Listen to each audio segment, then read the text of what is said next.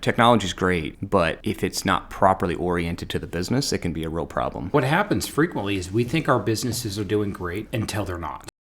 Hey, hello and good day. Welcome to another episode of The Consultant and the Coach. Josh is the consultant, I'm the coach. We're Christians, good friends, running buddies, book nerds, and we produce this podcast to help you out in your local business because you want to lead, and you know what? Business is hard, especially when people get involved. So Josh, how are you today, man? I'm doing great. Doing great. How are you? Awesome. Hey, we're going to take a little change on today's podcast. And instead of doing a book review, you have a topic for us. Sure. What are we doing, man? Yeah, no, we were talking about just taking a quick pause, short break, 3-week break here from books. We have another one coming in just a few weeks. But we're talking about just what are some other issues maybe that are current and relevant to our clients. We found that a lot of leaders and companies are failing, I think, because they're failing to see the market shifts and pivot in time, right? Pivot in time due to internal inertia or ego or lots of other reasons. So we thought we'd talk about that. Yeah, what happens frequently is we think our businesses are doing great until they're not. Until they're not. And literally all of a sudden something will shift. Yep. And we need to at least be aware of it. We don't know when it's going to happen. It could happen today. It could happen a year from now. It could happen 5 years from now. We don't know what that will happen. And if leaders are not ready for that shift, it can literally take down their entire business. Well, and I think you and I, that's when they call us, I think. But what we are finding is that they actually could have or known or planned for it well ahead of time. And so a lot of leaders are reacting too lately, too far behind the ball when these things occur. And they could have actually seen them coming, with some degree of certainty and have not prepared, right? So that's what we have. And so our devotion this morning is out of Daniel, right? Yep, Daniel, yep. So the first episode this morning is going to be about kind of market shift and staying relevant. And we thought this passage from Daniel chapter 2, 20 and 21. And the reason this is important is, again, Daniel, Old Testament passage, not in Jerusalem at this time. He's part of the group that's been taken out into Babylon. And Daniel, it says, Daniel answered and said, "Blessed be the name of God forever and ever, to whom belong wisdom and might. He changes times and seasons. He removes kings and sets up kings. He gives wisdom to the wise, knowledge to those who have understanding." And so really the purpose of this is to connect to this idea that there, at least for those of us who are Christians, there's this authority, God, who is over all things and moves in ways that we don't fully anticipate or expect, right? And so we shouldn't be surprised.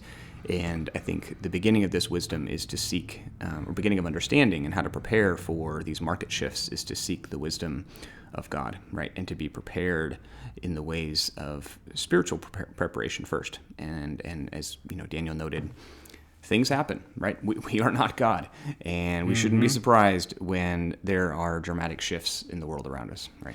No, and what I loved about our previous podcast on Craig Groeschel's book, he was talking about Daniel, and it's not like there was a big problem and then Daniel changed and started his habits and doing what he was doing. No, Daniel was the same man he was before everything went down. Yeah.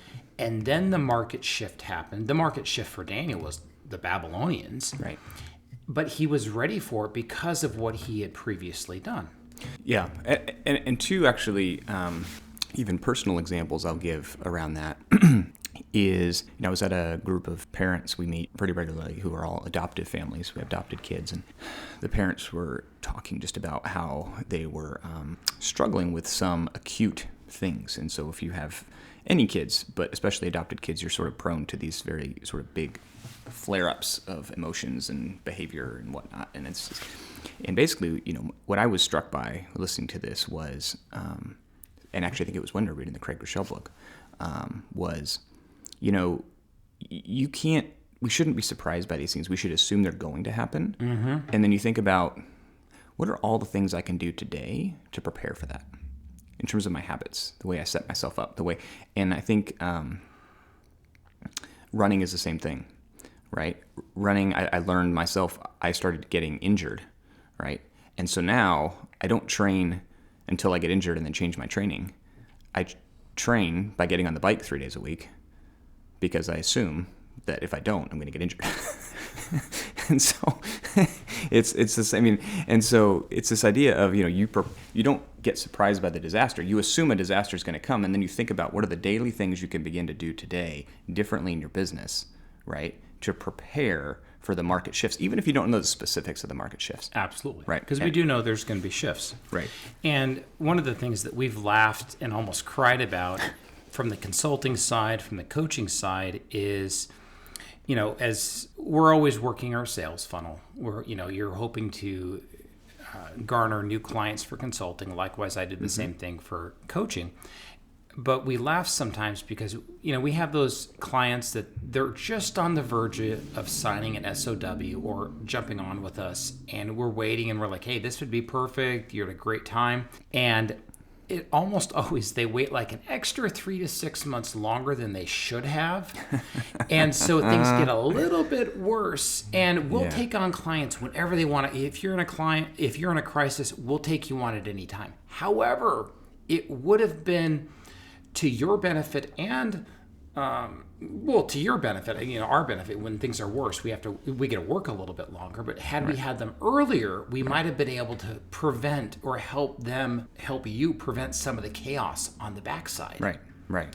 And that's kind of what we, and this is what, hey, we're going to talk about potential market shifts today that we all need to be aware of as leaders, because they're going to happen, whether it's today or next week. Yeah. So in terms of market research, so number one, you said market research. What do we need to know? Sure. I think it's first of all, assuming from a market research perspective, the market always changes. And so I worked with a CEO at a health plan who actually was really, really good about pounding the drum around the customer voice, and he was sort of one of the lead sales executives before he became the CEO. So he had that sort of lens to his thinking, but he really impressed upon me the importance of constantly talking to the market. Mm-hmm. So don't just read, which is also important. Find industry stuff to read. Also read non-industry stuff, right, to understand how other business models are emerging, other inventions, just because it gets your mind creative and moving. But then don't stop talking to the market, right? There's not like a point at which you now fully understand the market, because it's like a flowing river, right? Mm-hmm. You get in it, and then you step out. It's different next time you step in, right? So you have to assume the market is always shifting, and to keep your pulse on it, I think you just have to talk to your customers or the ones you'd like to have, mm-hmm. All the time. It's just part of any leader's job in any industry. Yeah, and the market's always shifting. I have my daughter is now at a university, and she's a business major. And it was really funny. I was talking to her this last week. Went down to Arizona to visit with her. And so now that she's in university, mm-hmm. going, an econ class, and nice. We were sharing how our medical supply is doing really, really well. And my main competitor has literally blown up the last 6 months. I mean, I feel sorry for them, but it's been wonderful for our business because essentially they blew up. And she's like, Dad, you now have a micro monopoly. And so on the good side, nice. We are doing really, really well in our region. But if I were to not understand market shift and relevance, I would kick back and just chill, thinking, well, I have a micro monopoly in my region now. Right. Yes, I do. However, it's not going to last for the next 10 years, because I understand my competitor that blew up, they're not just going to give up.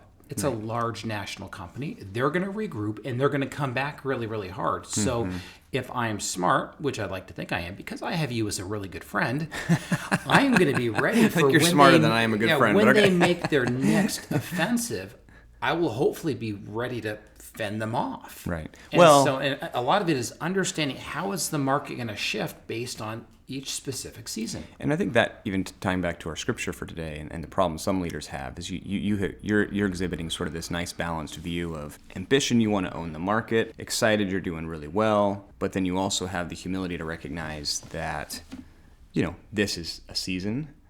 And it's not something necessarily that you did to cause it all to happen. You have to thank God for this season, well, hey, right? Yeah, but absolutely. You better prepare for changes in the future that inevitably are going to be coming your way. So by keeping a pulse on the change, you're not going to wake up one morning and all of a sudden have that competitor have 10% market share back, right?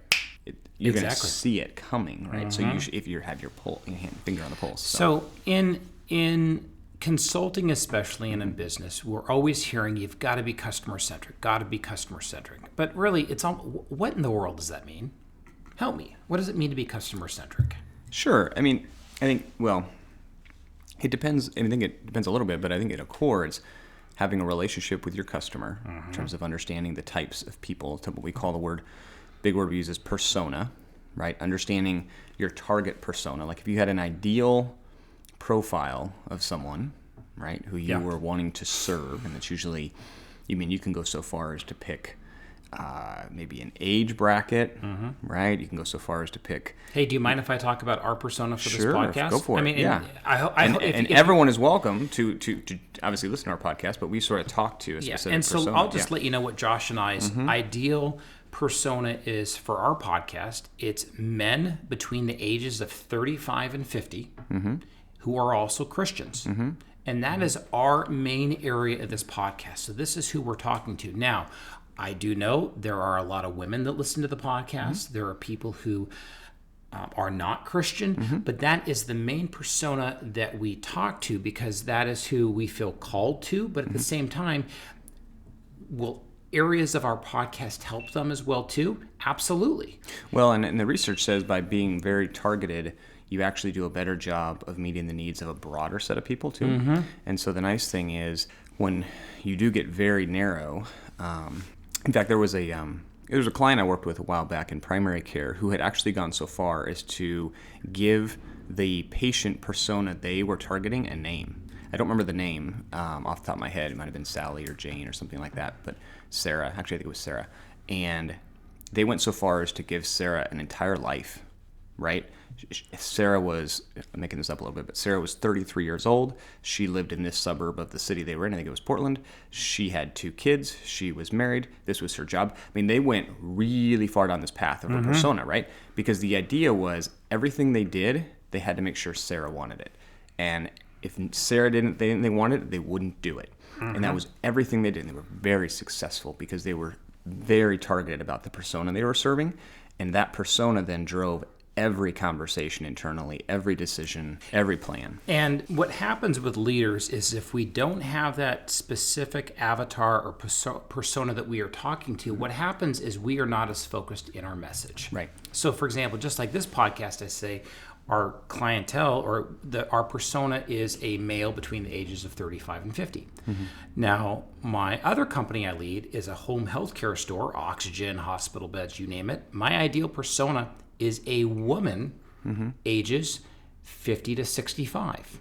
Why pick a woman? Well, even though men like to say they're in charge, most healthcare decisions, 90% are influenced by the woman of the household. If not just outright made. If not made. Right. And so a lot of us is we need to figure out whether you're an HVAC company or a plumber or whatever business that you lead, who is your ideal customer? I hate to say it, but it's not like you don't tell everyone this is who I'm talking to because other people are influenced. But we've got to know who are we speaking to in terms of that customer. Especially, I mean, examples like you're talking about could be, residential, commercial, right? If it's residential, what age are the people who live in that house that's ideal for you? If it's commercial, what size is the business? Who's the person who buys from you? Are you talking to CFOs? Are you, like in healthcare, for example, it's a funny dynamic because actually the person who buys the product is different from the person who uses the product. And so actually when I work with my healthcare clients, we have business decision makers and clinical decision makers and other influencers. And so it's actually I had a whole exercise with let's just say one of the largest companies in the world who was trying to sell a healthcare product or a software product into healthcare. Won't talk about which ones, but anyhow, they were very large. You use it every day. I almost guarantee it. But anyhow, they were struggling because they were like, we'll just sell it to the business decision maker. It's like, well, no.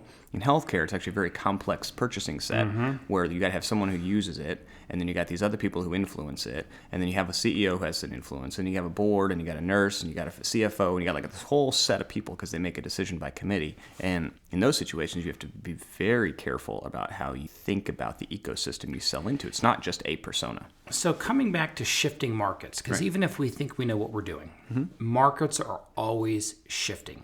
So how do you develop this, what everyone would say, a customer-centered culture, even for employees, as this is always shifting? What do you do? Well, I think if you understand, so for example, we can take this one I mentioned earlier, the one that had the persona, right?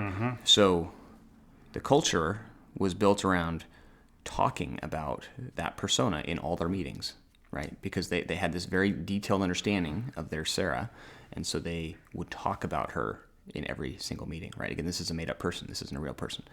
The other thing you can do is ask questions. I think I was actually in another organization where in every meeting room, and this was a little bit cheesy, by the way, so it's like works for a time, but it's to set a culture, not necessarily. But they actually would take T-shirts that said customer on them, and they put them over one of the chairs in every meeting room, and they said that's where the customer sits.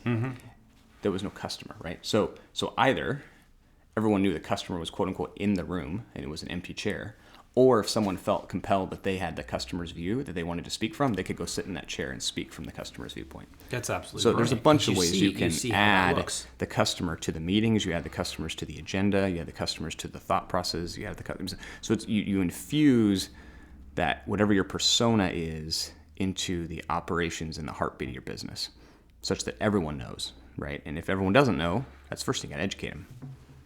So market research and our customers are always changing. Next, technology is always changing. What do we do with that? I mean, even if you were to spend all your time doing technology and how that changes, that still wouldn't be enough. It is changing so rapidly. So what do you do when, technology changes faster than we can even blink? And this is a question back kind of for you from a coaching perspective. Have you done much coaching with technology executives? I have not. Okay. Well, I was wondering because, in my opinion, at least in my experience, it's funny how this works. Depending on the culture, the technology can start to be sort of the tail that wags the dog, right? And so, technology is great, but if it's not properly oriented to the business, it can be a real problem. Right, we've talked about seen that, and we've talked about several things that sort of become the informal gatekeepers. They become the ones who say no to everything. They become the one so it can be a real challenge around technology because they say, we can't do that, we can't do that, we can't do that. But they can also be very helpful because they'll say, well, we can't take on that tech debt. Here's the actual. They can help you understand if we adopt this new system, there's this long-term cost to it, which is usually undervalued, under-recognized. But again, it's always back to people, process, then technology. Right? You can't get the order reversed, right? So you have people you serve and you have people who serve them. That's where you got to start. What are the business processes you use to deliver the value you do for your business? And then how does technology help you accelerate or enhance or more cheaply deliver on this process? That's really the place of technology has to stay at the bottom of that. From a coaching standpoint on technology, and this is where I'm a little bit different. Coaching, I'm primarily working with the person, not the product. And that's really what coaching is. And it's hard because you alluded to it as you were talking about tech. It was, with tech, sometimes we think it is the dog, but in fact it's the tail. You don't want the tail to wag the dog. Right. And what technology does do is it amplifies everything else. And what I've seen with certain leaders that I have coached is they think they're bigger than they actually are because they had some kind of tech amplify who they are as a leader. And when I jump into the executive coaching role, I realize, this leader has not grown to the point of their business yet. So they're really leading a business that's bigger than they should be leading, which is awesome, but they better grow their character so they can lead their business that is however large it is. Right. So that's where I see, technology come into play. Right. And tech is always changing. Well, and this is also why it's so important to stay in touch with the market, because that's how you can assess whether your technology is effectively solving what we call in product market fit land the jobs to be done. So the jobs to be done is if we took our product away or our product didn't exist, how would the market be currently performing their tasks today? What technology would they be using typically? What is standard? What are the pain points? What are the gaps? Where are the manual steps, right? Then you figure out how to infuse people, process, and tech into a form of a product that actually meets that need, fills that gap in an efficient way that someone's willing to pay for. That's and always that's why you have to know the market. So your tech is not then too far behind, right? So you have tech, and then you also have, depending on the market, regulation changes, So what do you do as regulation changes come? In my industry, one of our biggest clients is Medicare or CMS, and things are always changing, and they're always behind the ball because we're dealing with the government. The government's never fast. Then we have the economy. What's the status of the U.S. dollar, and what does that look like? How do we deal with as markets shift with regulation changes? Yeah, I mean, it changes obviously depending on the size of your business, right, and who does that work. And in large companies, you have people who specialize in this, in sort of being in touch with those changes. You have obviously attorneys and other things. So, small companies, you just got to stay on top of it. You got to read and you got to understand, so you got to do more of it if you're the small company entrepreneur. It's another dimension that you have to find your industry publications and be reading and be educated and be thinking continually, working with people maybe who can help you from a lobbying perspective or another perspective, sort of stay in touch with the things that are coming so that you can understand the implications or even if you're large enough, maybe have some influence on those things.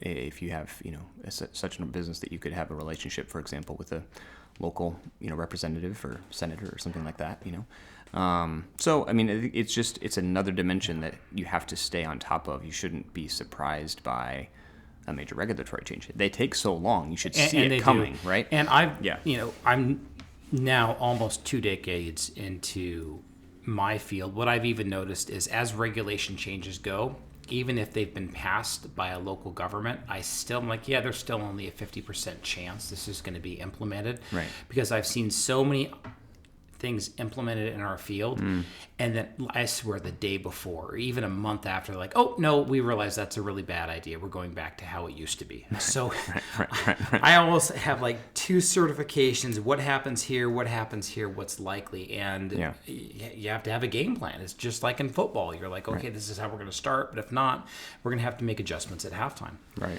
So in terms of market shift and relevance, we just want to leave you as a leader, hey, you need to be thinking about this. Yeah. If not, you are on the verge of your business could go out of business, or at least what might happen is you might lose 10 to 15% of your business overnight if you don't understand what might be around the corner. And or miss a big opportunity that you didn't jump on. Absolutely.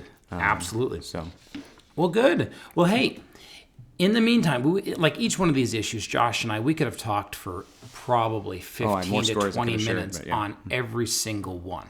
But hey, reach out to us on theconsultantandthecoach.com. If you're watching this on YouTube or wherever you're watching this, leave us a question. We'll respond to them as long as they're a good question and not like, hey, you really should have been drinking tea instead of coffee. But hey, until then, until next week, we look forward to seeing you guys then. All right, take care.